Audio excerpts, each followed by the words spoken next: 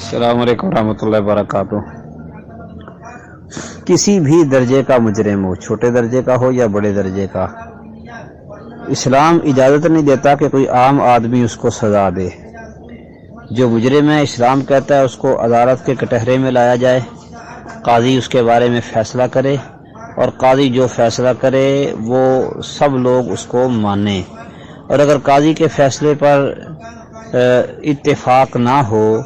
یا اس کو تسلیم نہ کوئی کر سکے یا یہ سمجھے کہ فیصلہ غلط کیا گیا ہے تو وہ اس سے بڑی عدالت میں چلا جائے، حاکم وقت کے پاس چلا جائے اور اپنے مکمل دلائل دے کے اور اس معاملے کا فیصلہ کروائے۔ پھر بھی اگر فیصلہ اس کی مرضی کے خلاف ہوا یا ناحق فیصلہ مثلاً ہو گیا تو شریعت کہتی ہے کہ اس کو بس مان لیں، معاملہ اللہ کے سپرد ہے۔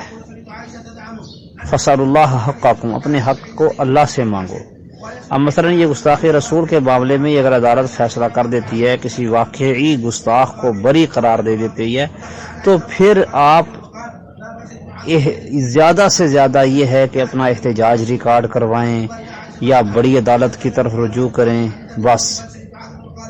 آپ خود اس کو سزا نہیں دے سکتے۔